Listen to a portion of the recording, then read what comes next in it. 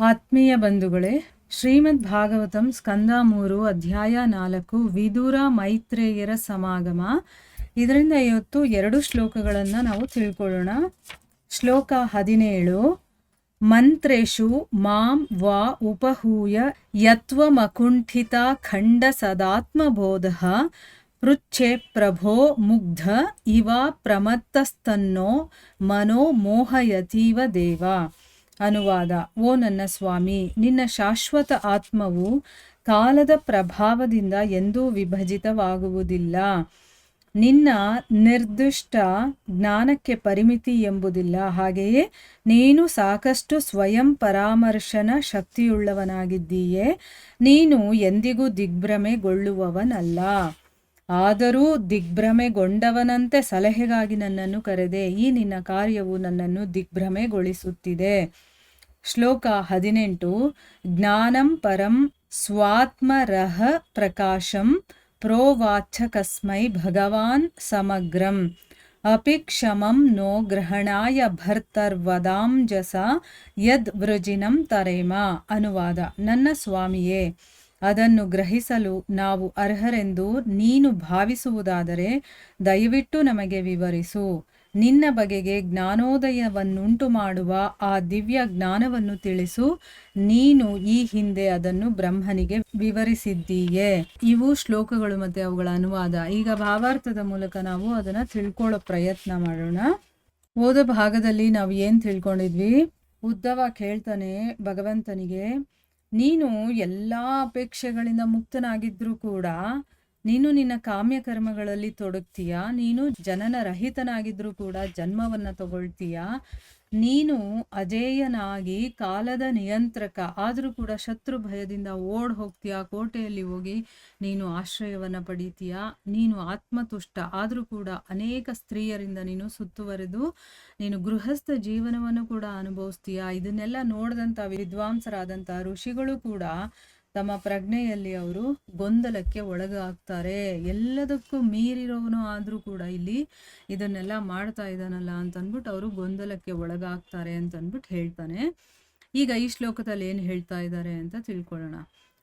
ಇಲ್ಲಿ ಹೇಳ್ತಾರೆ, ಓ ನನ್ನ ಸ್ವಾಮಿ, ನಿನ್ನ ಶಾಶ್ವತ ಆತ್ಮ ಇದೆಯಲ್ಲ, ಅದು ಕಾಲದ ಪ್ರಭಾವದಿಂದ ಯಾವತ್ತೂ ವಿಭಜಿತವಾಗೋದಿಲ್ಲ. ನಿನ್ನ ನಿರ್ದಿಷ್ಟ ಜ್ಞಾನಕ್ಕೆ ಪರಿಮಿತಿ ಅನ್ನೋದೇ ಇಲ್ಲ. ಅದೇ ರೀತಿ ನೀನು ಸಾಕಷ್ಟು ಸ್ವಯಂ ಪರಾಮರ್ಶನ ಶಕ್ತಿಯುಳ್ಳವನು. ಅಂದರೆ ನೀನು ಯಾವತ್ತೂ ದಿಗ್ಭ್ರಮೆಗೆ ಒಳಗಾಗೋದಿಲ್ಲ. ನೀನು ಅಂಥ ಒಂದು ಶಕ್ತಿ ಇರುವಂಥವನು.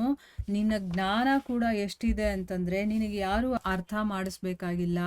ನೀನು ದಿಗ್ಭ್ರಮೆಗೊಳ್ಳೋದಿಲ್ಲ. ಆದರೂ ಕೂಡ ದಿಗ್ಭ್ರಮೆಗೊಂಡವನ ಹಾಗೆ ಈಗ ನನ್ನನ್ನು ಕರೆದುಬಿಟ್ಟು ನನ್ನ ಸಲಹೆ ಕೇಳ್ತಾ ಇದೆಯಲ್ಲ, ಈ ನಿನ್ನ ಕಾರ್ಯವನ್ನು ನೋಡಿ ನನಗೆ ಅದು ದಿಗ್ಭ್ರಮೆಗೊಳಿಸ್ತಾ ಇದೆ. ಅಂದರೆ ನನಗೆ ಗೊತ್ತಿದೆ ನೀನು ಯಾರು ಏನು ಅಂತಂದ್ಬಿಟ್ಟು. ಆದರೂ ಕೂಡ ಇಲ್ಲಿ ಇವಾಗ ಸಲಹೆಗೋಸ್ಕರ ನನ್ನನ್ನು ಕರೆದಿದೆಯಲ್ಲ, ಅದನ್ನು ನೋಡಿ ನನಗೆ ದಿಗ್ಭ್ರಮೆ ಆಗ್ತಾ ಇದೆ ಅಂತಂದ್ಬಿಟ್ಟು ಹೇಳ್ತಾ ಇದ್ದಾನೆ. ಈಗ ಭಾವಾರ್ಥದಲ್ಲಿ ಗುರುಗಳು ಏನು ಹೇಳ್ತಾರೆ ಅಂತ ತಿಳ್ಕೊಳ್ಳೋಣ. ಉದ್ಧವನು ನಿಜವಾಗಿಯೂ ದಿಗ್ಭ್ರಮೆಗೊಂಡಿರಲಿಲ್ಲ. ಆದರೂ ಈ ವಿರೋಧಾಭಾಸಗಳು ತನ್ನನ್ನು ದಿಗ್ಭ್ರಮೆಗೊಳಿಸುತ್ತಿವೆ ಎಂದು ಅವನು ಹೇಳುತ್ತಾನೆ. ಶ್ರೀಕೃಷ್ಣ ಉದ್ಧವರ ನಡುವಿನ ಈ ಚರ್ಚೆ ಎಲ್ಲವೂ ಹತ್ತಿರ ಕುಳಿತಿದ್ದ ಮೈತ್ರೇಯನ ಲಾಭಕ್ಕಾಗಿತ್ತು. ನೋಡಿದ್ರ, ಇಲ್ಲಿ ಭಗವಂತ ಏನೇ ಲೀಲೆಗಳನ್ನು ಮಾಡಿದ್ರು ಅದೆಲ್ಲ ಒಬ್ಬರ ಒಳಿತಗಾಗಿಯೇ ಇರುತ್ತೆ. ಈಗ ನಮ್ಮ ಜೀವನದಲ್ಲೂ ಏನಾದರೂ ಘಟನೆಗಳು ನಡೆಯುತ್ತೆ ಅಂತ ಇಟ್ಕೊಳ್ಳಿ, ಅದು ನಮ್ಮ ಮನಸ್ಸಿಗೆ ಇಷ್ಟ ಆಗಲ್ಲ ಅಥವಾ ನನಗೆ ವಿರುದ್ಧವಾಗಿ ಕಾಣಿಸ್ತಿದೆ ಅಂತ ನಮಗೆ ಆ ಸಮಯದಲ್ಲಿ ಅನಿಸುತ್ತೆ. ಆದರೆ ಅದು ನಮ್ಮ ಒಳ್ಳೆಯದಕ್ಕೆ, ನಮ್ಮ ಉನ್ನತಕ್ಕೆ ಇರುತ್ತೆ. ಆಯಿತಾ? ಅದನ್ನು ನಾವು ಮುಂದೆ ಹೋದ ಮೇಲೆ ಹಿಂದಿರುಗಿ ನೋಡಿದಾಗ ನಮಗೆ ಅದರದ್ದು ವ್ಯಾಲ್ಯೂ ಏನು ಅನ್ನೋದು ಗೊತ್ತಾಗುತ್ತೆ. ಸೊ ಇಲ್ಲಿ ಉದ್ಧವ ನಿಜವಾಗ್ಲೂ ಅವನಿಗೇನು ದಿಗ್ಭ್ರಮೆ ಆಗಿರಲಿಲ್ಲ. ಆದರೂ ಕೂಡ ಈಗ ವಿರೋಧಾಭಾಸಗಳು ಏನು, ಅವನು ಜನ್ಮರಹಿತ ಅಂತ ಹೇಳ್ತಾರೆ. ಮತ್ತು ಈಗ ಈ ಭೂಲೋಕದಲ್ಲಿ ಅವನು ಜನ್ಮವನ್ನು ತಗೊಂಡಿದ್ದಾನೆ. ಆ ರೀತಿ ಬೇಕಾದಷ್ಟು ವಿರೋಧಾಭಾಸಗಳನ್ನು ನೋಡಿ, ಆದರೂ ಕೂಡ ಈ ಒಂದು ವಿರೋಧಾಭಾಸಗಳಿದೆಯಲ್ಲ, ಅದರಿಂದ ತನ್ನನ್ನು ಇದೆಲ್ಲಾನು ಕೂಡ ದಿಗ್ಭ್ರಮೆಗೊಳಿಸ್ತಾ ಇದೆ ಅಂತ ಅವನು ಹೇಳ್ತಾನೆ. ಇಲ್ಲಿ ಈ ಕೃಷ್ಣ ಮತ್ತು ಉದ್ಧವರು ಏನು ಮಾತಾಡ್ತಾರೋ, ಸಂವಾದ ಚರ್ಚೆ ಇದೆಲ್ಲ ಮಾಡ್ತಾರೋ, ಇದೆಲ್ಲ ಏನಕ್ಕೋಸ್ಕರ ಆಗ್ತಾ ಇದೆ ಅಂತ ಏನಕ್ಕೋಸ್ಕರ ಆಗ್ತಾ ಇದೆ? ಇವರಿಬ್ಬರಿಗೂ ಅಥವಾ ಉದ್ಧವರಿಗೇನು ಗೊತ್ತಿಲ್ಲ ಅಂತಲ್ಲ. ಅಲ್ಲೇ ಮೈತ್ರೇಯರು ಕೂತಿರ್ತಾರಲ್ಲ, ಅವರ ಲಾಭಕ್ಕಾಗಿ. ಈಗ ಇವರು ಚರ್ಚೆ ಮಾಡ್ತಾ ಇರೋದನ್ನೆಲ್ಲ ನಾವು ಕೇಳ್ತಾ ಇದ್ದೀವಲ್ವಾ, ಇದೆಲ್ಲ ನಮ್ಮ ಒಂದು ಒಳಿತಿಗಾಗಿ, ನಮ್ಮ ಲಾಭಕ್ಕಾಗೇ ಆಗ್ತಾ ಇರೋದು. ಈಗ ಯಾರಾದರೂ ಇಬ್ಬರು ಸತ್ಪುರುಷರು ಮಾತಾಡಿದ್ರೆ ಅದು ಅಲ್ಲಿ ಕೂತಿರೋರು ಎಲ್ಲರಿಗೂ ಕೂಡ ಅದು ಯೂಸ್ ಆಗುತ್ತೆ. ಸೊ ಅದಕ್ಕೆ ಸತ್ಸಂಗದಲ್ಲಿ ಕೂತ್ಕೊಂಡ್ರೆ ಸಾಕು ಅಂತ ಹೇಳ್ತಾರೆ, ನಮಗೆ ಜ್ಞಾನೋದಯ ಆಗುತ್ತೆ ಅಂತ. ಯಾಕೆ? ಅಲ್ಲಿ ಕೂತ್ಕೊಂಡಾಗ ಅಲ್ಲಿ ನಡೆಯೋದೆಲ್ಲ ಏನು? ಆ ಭಗವಂತನ ವಿಚಾರಗಳು, ನಮ್ಮ ಆತ್ಮದ ಉದ್ಧಾರಕ್ಕೆ ಏನೇನು ಬೇಕೋ ಅಂಥ ವಿಚಾರಗಳೇ ಅಲ್ಲೆಲ್ಲ ನಡೆಯೋದು, ಅಂಥ ಚರ್ಚೆಗಳೇ ನಡೆಯೋದು, ಅಂಥ ಮಾತುಗಳನ್ನೇ ಅಲ್ಲಿ ಆಡೋದು. ಸೊ ಅಲ್ಲಿ ಹೋಗಿ ಸುಮ್ಮನೆ ಕೂತ್ಕೊಂಡಿದ್ರೆ ಸಾಕು. ಆ ಗುರುಗಳು ಅಥವಾ ಇಬ್ಬರು ಭಕ್ತರಾಗಿರ್ಬೋದು, ಅವ್ರು ಕೂತ್ಕೊಂಡು ಏನಾದರೂ ಮಾತಾಡ್ತಾ ಇದ್ರೆ ಅದನ್ನು ಕೇಳಿಸ್ಕೊಂಡ್ರೂ ಸಾಕು, ನಮ್ಮ ಜೀವನ ಸಾರ್ಥಕತೆಯನ್ನು ಪಡೆಯುತ್ತೆ. ಸೊ ಇಲ್ಲಿ ಮೈತ್ರೇಯರು ಹತ್ರನೇ ಕೂತಿರ್ತಾರಲ್ಲ, ಅವರ ಲಾಭಕ್ಕೋಸ್ಕರ ಇವರಿಬ್ಬರ ಚರ್ಚೆ ನಡೀತಾ ಇದೆ. ಜರಾಸಂಧ ಮತ್ತೆ ಇನ್ನು ಬೇಕಾದಷ್ಟು ಜನ ನಗರದ ಮೇಲೆ ದಾಳಿ ಮಾಡ್ತಾರಲ್ಲ, ದಾಳಿ ಮಾಡಿದಾಗ ಮತ್ತೆ ದ್ವಾರಕಾಧೀಶನಾಗಿ ರಾಜಕಾರ್ಯ ನಿಮಿತ್ತ ಮಹಾಯಜ್ಞಗಳನ್ನು ಆಚರಿಸುವಾಗ ಶ್ರೀಕೃಷ್ಣನು ಉದ್ಧವನನ್ನು ಸಲಹೆ ಕೇಳಲು ಕರೆಸುತ್ತಿದ್ದನು. ಶ್ರೀಕೃಷ್ಣನಿಗೆ ಭೂತ, ವರ್ತಮಾನ, ಭವಿಷ್ಯತ್ ಅನ್ನುವುದಿಲ್ಲ, ಏಕೆಂದರೆ ಅವನು ಶಾಶ್ವತ ಕಾಲದ ಪ್ರಭಾವದಿಂದ ಅನಿರ್ಬಂಧಿತನಾಗಿದ್ದಾನೆ. ಹೀಗಾಗಿ ಅವನಿಂದ ಯಾವುದೂ ಮರೆಯಾಗಿರುವುದಿಲ್ಲ. ಅವನು ಶಾಶ್ವತ ಆತ್ಮಜ್ಞಾನಿಯಾಗಿದ್ದಾನೆ. ಆದ ಕಾರಣ ಜ್ಞಾನೋದಯವನ್ನು ಪಡೆಯಲು ಉದ್ಧವನನ್ನು ಕರೆಯುತ್ತಿರುವುದು ಖಂಡಿತವಾಗಿಯೂ ವಿಸ್ಮಯಕರವಾಗಿತ್ತು. ಭಗವಂತನ ಈ ಎಲ್ಲ ಕ್ರಿಯೆಗಳು ವಿರೋಧಾತ್ಮಕವಾಗಿರುವಂತೆ ತೋರುತ್ತದೆ. ಹಾಗಿದ್ದರೂ ಶ್ರೀಕೃಷ್ಣನ ದೈನಂದಿನ ಕಾರ್ಯಗಳಲ್ಲಿ ಯಾವ ಅಸಂಬದ್ಧತೆಯೂ ಇಲ್ಲ. ಆದ್ದರಿಂದ ಅವುಗಳನ್ನು ಯಥಾರೀತಿಯಲ್ಲಿ ನೋಡುವುದೇ ಉತ್ತಮ. ಅವುಗಳನ್ನು ವಿವರಿಸುವ ಪ್ರಯತ್ನ ಮಾಡಬಾರದು. ಇಲ್ಲೇನು ಅಂತಂದ್ರೆ, ಜರಾಸಂಧ ಮತ್ತೆ ಇನ್ನು ಬೇಕಾದಷ್ಟು ಜನ ದ್ವಾರಕೆಯ ಮೇಲೆ ದಾಳಿ ಮಾಡ್ತಾನಲ್ಲ, ಆಗ ಮತ್ತೆ ಅವನು ದ್ವಾರಕಾಧೀಶನಾಗಿರ್ತಾನಲ್ಲ, ಅವಾಗ ರಾಜ್ಯಕ್ಕೆ ಒಳ್ಳೇದಾಗ್ಲಿ ಅಂತಂದ್ಬಿಟ್ಟು ಮಹಾಯಜ್ಞಗಳನ್ನು ಆಚರಣೆ ಮಾಡ್ತಾನಲ್ಲ, ಆ ಸಮಯದಲ್ಲಿ ಶ್ರೀಕೃಷ್ಣ ಉದ್ಧವನನ್ನ ಕರಿತಾ ಇದ್ದ ಸಲಹೆಗಳನ್ನು ಕೇಳೋದಕ್ಕೆ. ಏನು ಮಾಡಿದ್ರೆ ಸರಿ, ಏನು ಮಾಡಿದ್ರು ತಪ್ಪು ಅಂತಂದ್ಬಿಟ್ಟು. ಇಲ್ಲಿ ಶ್ರೀಕೃಷ್ಣನಿಗೆ ಭೂತ, ವರ್ತಮಾನ, ಭವಿಷ್ಯ ಅನ್ನೋದು ಇಲ್ಲ. ಯಾಕೆ ಅಂತಂದರೆ ಅವನೇ ಕಾಲವನ್ನು ಕಂಟ್ರೋಲ್ ಮಾಡುವಂಥವನು, ಶಾಶ್ವತ ಕಾಲದ ಪ್ರಭಾವದಿಂದ ಅನಿರ್ಬಂಧಿತ. ಅಂದರೆ ಇವಾಗ ನಾವು ಕಾಲದ ಬಂಧನದಲ್ಲಿರುವಂಥವ್ರು, ನಮಗೆ ಆ ಕಾಲ ಏನು ಬೇಕಾದರೂ ಡಿಸಿಷನ್ ತಗೋಬೋದು. ಅಂದರೆ ಆ ಕಾಲ ಹೇಗೆ ನಡೆಸುತ್ತೋ ಆ ರೀತಿ ನಾವು ನಡಿಬೇಕು. ಆದರೆ ಭಗವಂತನಿಗೆ ಹಾಗಿಲ್ಲ, ಅವನು ಏನು ಬೇಕಾದರೂ ಮಾಡ್ಬೋದು, ಅವನಿಗೆ ಯಾವುದೇ ಬಂಧನಗಳಿಲ್ಲ. ಸೊ ಅದರಿಂದ ಅವನಿಂದ ಯಾವುದೂ ಕೂಡ ಮರೆಯಾಗಿರೋದಿಲ್ಲ, ಎಲ್ಲವೂ ಕೂಡ ಅವನಿಗೆ ಗೋಚರವಾಗುತ್ತೆ. ಈಗ ನಮಗೆ ಎಷ್ಟೋ ವಿಷಯಗಳು ಗೊತ್ತಿಲ್ಲ ಅಲ್ವಾ, ನಮಗೆ ಅಂತ ಒಂದು ಸೀಮಿತ ಇರುತ್ತೆ, ಅಲ್ಲಿವರೆಗೂ ಮಾತ್ರ ನಾವು ನೋಡಬಲ್ಲೆವು, ಕೇಳಬಲ್ಲೆವು, ಅರ್ಥ ಮಾಡಿಕೊಳ್ಳಬಲ್ಲೆವು. ಆದರೆ ಭಗವಂತ ಹಾಗಲ್ಲ, ಅವನು ಶಾಶ್ವತ ಆತ್ಮಜ್ಞಾನಿಯಾಗಿದ್ದಾನೆ. ಈಗ ನಮಗೆ ಈ ದೇಹದಲ್ಲಿರೋವರೆಗೂ ಮಾತ್ರ ನಮಗೆ ಇದ್ರ ಬಗ್ಗೆ ಗೊತ್ತಿರುತ್ತೆ, ಹಿಂದೆ ಯಾವ ದೇಹದಲ್ಲಿದ್ವೋ ಅದ್ರ ಬಗ್ಗೆ ನಮಗೆ ತಿಳುವಳಿಕೆ ಇರೋದಿಲ್ಲ. ಆದರೆ ಭಗವಂತ ಹಾಗಲ್ಲ, ಅವನು ಶಾಶ್ವತ ಆತ್ಮಜ್ಞಾನಿ, ಅವನಿಗೆಲ್ಲವೂ ಎಲ್ಲ ಸಮಯದಲ್ಲೂ ಗೊತ್ತಿರುತ್ತೆ. ಆದ ಕಾರಣ ಜ್ಞಾನೋದಯವನ್ನು ಪಡೆಯೋದಕ್ಕೆ ಉದ್ಧವನನ್ನು ಕರಿತಾ ಇರೋದು ನಿಜವಾಗ್ಲೂ ವಿಸ್ಮಯ ಅಂತ ಅನ್ಸುತ್ತೆ. ಭಗವಂತನ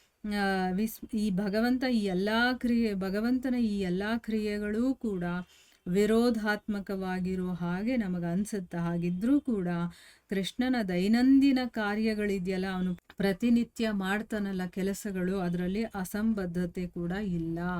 ಈಗ ಅವನು ಮಾಡೋದು ಎಲ್ಲವೂ ಕೂಡ ದಿವ್ಯವಾಗಿರುತ್ತೆ. ಅದಕ್ಕೆ ಅದು ಹೇಗಿದೆಯೋ ಹಾಗೆ ನೋಡ್ಕೊಂಡು ಹೋಗ್ಬೇಕು ನಾವು, ಅಷ್ಟೇ ಹೊರತು ಅದರ ಬಗ್ಗೆ ನಾವು ವಿವರಣೆ ಮಾಡುವ ಪ್ರಯತ್ನ ಮಾಡಬಾರ್ದು. ಯಾಕಂದರೆ ಭಗವಂತನ ಕಾರ್ಯಗಳನ್ನು ವಿವರಿಸುವಷ್ಟು ಯೋಗ್ಯತೆ ಯಾರಲ್ಲೂ ಇಲ್ಲ. ಬರೀ ಅದನ್ನು ನೋಡಿ ಆನಂದ ಪಡಬೇಕೇ ಹೊರತು ಅದರ ಬಗ್ಗೆ ಚರ್ಚೆ ಆಗಿರ್ಬೋದು, ವಿಮರ್ಶೆ ಆಗಿರ್ಬೋದು, ವಿವರಣೆ ಆಗಿರ್ಬೋದು, ನಾವು ಅದನ್ನು ಮಾಡೋದಕ್ಕೆ ಸಾಧ್ಯ ಇಲ್ಲ ಅಂತಂದ್ಬಿಟ್ಟು ಹೇಳ್ತಾ ಇದ್ದಾರೆ. ಮುಂದಿನ ಶ್ಲೋಕದಲ್ಲಿ ಹೇಳ್ತಾನೆ, ನನ್ನ ಸ್ವಾಮಿಯೇ ಅದನ್ನು ಗ್ರಹಿಸಲು, ಅಂದರೆ ನೀನು ಯಾಕೆ ಈ ರೀತಿ ಮಾಡ್ತಾ ಇದೆಯಾ, ನನಗೆ ದಿಗ್ಭ್ರಮೆ ಆಗ್ತಾ ಇದೆ, ನನ್ನ ಸಲಹೆ ಕೇಳೋದಕ್ಕೆ ನೀನು ಇಲ್ಲಿ ಕರೆಸಿದ್ಯಾ, ನೀನು ನಡ್ಕೊಳ್ಳೋದು ಹೇಗಿರುತ್ತೆ ಅಂತಂದರೆ ನಮಗೆ ದಿಗ್ಭ್ರಮೆ ಆಗಿರೋ ಹಾಗಿರುತ್ತೆ. ಅದಕ್ಕೋಸ್ಕರ ಈಗ ನನ್ನನ್ನು ಪರಾಮರ್ಶೆಗೆ ಅಥವಾ ಸಲಹೆಗೋಸ್ಕರ ಕರೆದಿದೆಯಲ್ಲ, ಅದು ನನಗೆ ದಿಗ್ಭ್ರಮೆಗೊಳಿಸ್ತಾ ಇದೆ. ಯಾಕಂದರೆ ನೀನು ಎಲ್ಲವನ್ನ ತಿಳಿದಿರೋನು, ಕಾಲ ಕೂಡ ನಿನಗೆ ಏನೂ ಮಾಡೋಕ್ಕಾಗಲ್ಲ, ನೀನು ಭೂತ ಭವಿಷ್ಯ ಎಲ್ಲವನ್ನ ತಿಳಿದಿರೋನು. ಆದರೆ ನನ್ನ ಸಲಹೆನ ನೀನು ಕೇಳೋದಕ್ಕೋಸ್ಕರ ಯಾಕೆ ಕರೀತಾ ಇದೆಯಾ, ಅದನ್ನ ನಾವು ತಿಳ್ಕೊಳ್ಳೋದಕ್ಕೆ ನೀನೇನಾದರೂ ಅರ್ಹತೆ ಇರೋರು ಅಂತ ನೀನೇನಾದರೂ ಭಾವಿಸಿದ್ದೆ ಆದರೆ ದಯವಿಟ್ಟು ನಮಗೆ ಅದನ್ನು ವಿವರಿಸು.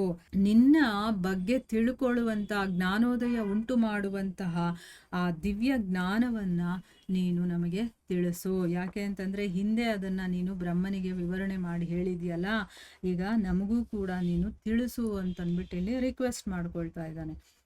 ಭಾವಾರ್ಥದಲ್ಲಿ ಗುರುಗಳೇನು ಹೇಳಿದ್ದಾರೆ ಅಂತ ನೋಡೋಣ. ಈಗ ಉದ್ಧವನಂತಹ ಶುದ್ಧ ಭಕ್ತರು ಭೌತಿಕ ಕ್ಲೇಶಗಳನ್ನು ಹೊಂದಿರುವುದಿಲ್ಲ, ಏಕೆಂದರೆ ಅವನು ಭಗವಂತನ ದಿವ್ಯ ಪ್ರೇಮ ಸೇವೆಯಲ್ಲಿ ನಿರತವಾಗಿ ತೊಡಗಿರುತ್ತಾನೆ. ಭಗವಂತನ ಸಂಘವಿರದಿದ್ದರೆ ಭಕ್ತನು ಕ್ಲೇಶ ಪಡುತ್ತಾನೆ. ಭಗವಂತನ ಕಾರ್ಯಗಳ ಸತತ ಸ್ಮರಣೆಯು ಭಗವಂತನನ್ನು ಜೀವಂತವಾಗಿರಿಸುತ್ತದೆ. ಆದ್ದರಿಂದ ಹಿಂದೆ ಬ್ರಹ್ಮನಿಗೆ ಉಪದೇಶಿಸಿದಂತೆ ಶ್ರೀಮದ್ ಭಾಗವತದ ಜ್ಞಾನದಿಂದ ತನಗೂ ಜ್ಞಾನೋದಯ ಉಂಟು ಮಾಡಬೇಕೆಂದು ಉದ್ಧವನು ಭಗವಂತನನ್ನು ಪ್ರಾರ್ಥಿಸಿದನು. ನೋಡಿ, ಉದ್ಧವ ಸಾಮಾನ್ಯವಾದಂಥ ಒಬ್ಬ ವ್ಯಕ್ತಿ ಅಲ್ಲ, ಅವನು ಶುದ್ಧ ಭಕ್ತ. ಮತ್ತೆ ಈ ಭೌತಿಕ ಕ್ಲೇಶಗಳು ನಮಗೇನಿದೆಯೋ ಜನ್ಮ ಮೃತ್ಯು ಜರ ವ್ಯಾಧಿ ಅಂತ ಅವೆಲ್ಲ ಅವನಿಗೆ ಇರೋದಿಲ್ಲ. ಯಾಕೆ ಅಂತಂದರೆ ಅವನು ಯಾವಾಗಲೂ ಭಗವಂತನ ಸೇವೆಯಲ್ಲಿ ತೊಡಗಿರುವಂಥವನು. ಒಂದು ಅರ್ಥ ಮಾಡ್ಕೋಬೇಕು, ಯಾವಾಗಲೂ ನಮ್ಮ ಮನಸ್ಸು ಬುದ್ಧಿ ಇಂದ್ರಿಯಗಳು ಈ ಶರೀರ ಏನೇ ಆಗಿರಲಿ ಅದೆಲ್ಲದರಿಂದನೂ ಕೂಡ ನಾವು ಭಗವಂತನ ಸೇವೆ ಮಾಡ್ತಾ ಇದ್ರೆ, ಅವನಲ್ಲೇ ಸಮರ್ಪಣೆ ಮಾಡಿಕೊಂಡು ನಾವು ಏನೇ ಕೆಲಸ ಮಾಡ್ತಾ ಇದ್ರು ಕೂಡ ನಾವು ಕೂಡ ಈ ಭೌತಿಕ ಕ್ಲೇಶಗಳಿಂದ ಹೊರಗಡೆ ಬರಬಹುದು, ಭಗವಂತನ ನಿತ್ಯ ಸೇವಕರಾಗಬಹುದು. ಅದಕ್ಕೋಸ್ಕರ ಇಲ್ಲಿ ನಮಗಿದೆಲ್ಲ ತಿಳುವಳಿಕೆ ಹೇಳ್ತಾ ಇದ್ದಾರೆ, ನೀವು ಕೂಡ ಮಾಡಬಹುದು ಅಂತಂದ್ಬಿಟ್ಟು. ಇಲ್ಲಿ ಒಬ್ಬ ಭಕ್ತ ಹೇಗಿರ್ತಾನೆ ಅನ್ನೋದನ್ನ ಇಡೀ ಭಾಗವತ ನಮ್ಗೆ ಹೇಳ್ಕೊಡುತ್ತೆ. ನಾವು ಭಕ್ತಿ ಮಾರ್ಗದಲ್ಲಿ ಇರೋದ್ರಿಂದ ಆ ಮಾರ್ಗದಲ್ಲಿ ಒಂದೊಂದು ಹೆಜ್ಜೆನೆ ಮುಂದಕ್ಕೆ ಹೋಗ್ತಾ ಇರ್ಬೇಕಲ್ವಾ. ಆ ಮುಂದಕ್ಕೆ ಹೋಗೋದಕ್ಕೆ ಏನೇನೆಲ್ಲ ಕ್ವಾಲಿಟಿ ಇರಬೇಕೋ ಅದನ್ನೆಲ್ಲ ಇಲ್ಲಿ ಹೇಳ್ತಾ ಹೋಗ್ತಾರೆ. ಅದನ್ನು ನಮ್ಮ ಜೀವನದಲ್ಲಿ ನಾವು ಒಂದೊಂದಾಗಿ ಅಳವಡಿಸ್ಕೊಳ್ತಾ ಹೋಗಬೇಕು. ಇಲ್ಲಿ ಹೇಳ್ತಾ ಇದ್ದಾರೆ, ಉದ್ಧವ ತುಂಬ ಶುದ್ಧ ಭಕ್ತ, ಅವನು ಯಾವಾಗಲೂ ಭಗವಂತನ ಸೇವೆಯಲ್ಲಿ ಮುಳುಗಿರುವಂಥವನು. ಭಗವಂತನ ಸಂಘ ಅನ್ನೋದು ಇಲ್ಲ ಅಂತಂದರೆ ಭಕ್ತನಿಗೆ ತುಂಬ ಕಷ್ಟ ಅಂತ ಅನಿಸುತ್ತೆ. ಅವನು ತುಂಬ ಕ್ಲೇಶ ಪಡ್ತಾನೆ. ಅಂದರೆ ಏನು, ಅವನಿಗೆ ಸಂಕಟ ದುಃಖ ನೋವು ಏನಾದರೂ ಹೆಸರು ಕೊಟ್ಕೋಬೋದು ನಾವು. ಅಂದರೆ ಅವನಿಗೆ ಸಮಾಧಾನ ಅನ್ನೋದು ಇರೋದಿಲ್ಲ, ಅವನಿಗೆ ತುಂಬ ನೋವಾಗುತ್ತೆ. ಇಲ್ಲಿ ಭಗವಂತನನ್ನ ಬಿಟ್ಟಿರೋದು ಅಂದರೆ ಏನು, ಭಗವಂತ ಸದಾ ನಮ್ಮ ಜೊತೆ ಹೇಗಪ್ಪ ಇರೋದು, ಅವನು ಯಾವುದೋ ಲೋಕದಲ್ಲಿದ್ದಾನಲ್ಲ ಅಂತ ನಮಗೊಂದು ಪ್ರಶ್ನೆ ಬರಬಹುದು.